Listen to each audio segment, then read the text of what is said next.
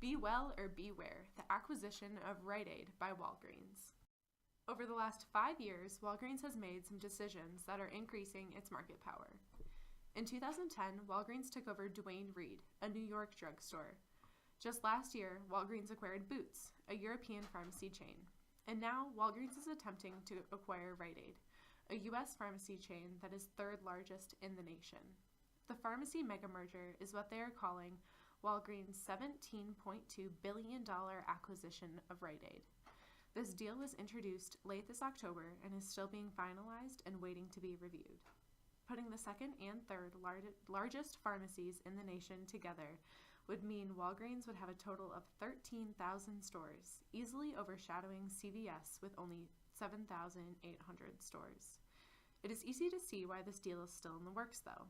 The acquisition still has to pass an antitrust review, which is designed to prevent an anti-competitive merger and acquisition. The acquisition between Walgreens and Rite Aid has many possible detriments to the consumer. First, this acquisition can result in Walgreens becoming a monopoly in its sector of the market, which is drug and convenience stores. Although most grocery stores are indirect competitors, there are hardly any other direct competitors left in this market to compete against Walgreens.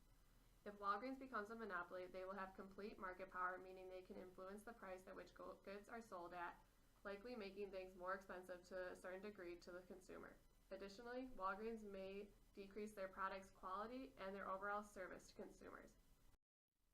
According to the Columbus Dispatch, the variety of brands available after this acquisition will likely decrease. For example, where there once were 5 brands of a given medicine, there will now only be 3.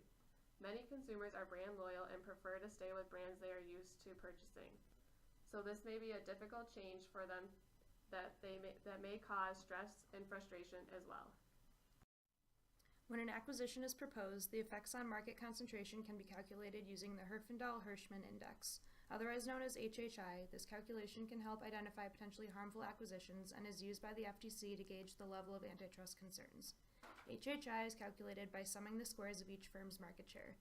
This calculation is done both before and after the acquisition. These numbers are then compared and used for further analysis of the economic situation.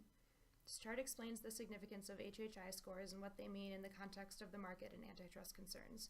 If HHI is above 1800, the market is considered highly concentrated.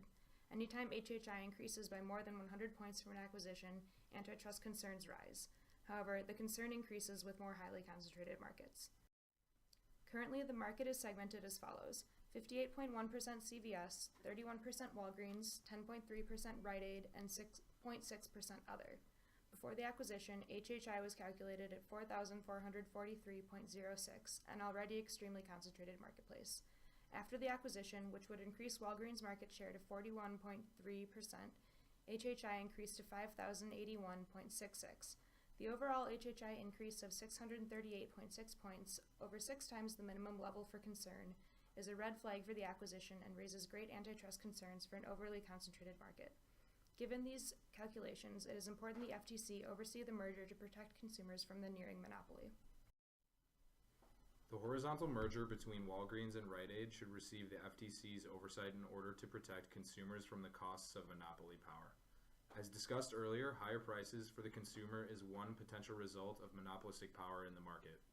Figure A represents the result of higher prices charged by a monopoly. The shaded rectangle and triangles show changes in consumer and producer surplus when moving from competitive price and quantity, PC and QC, to a monopolist price and quantity, PM and QM. Mergers are recognized to have economic benefits such as economies of scope and economies of scale.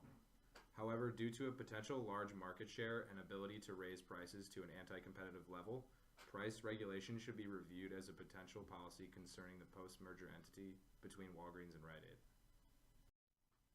A price ceiling places a limit on how high the price can be for certain products.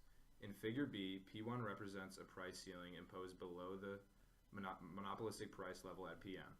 Setting price at P1 will reduce prices charged on consumers and increase quantities consumed.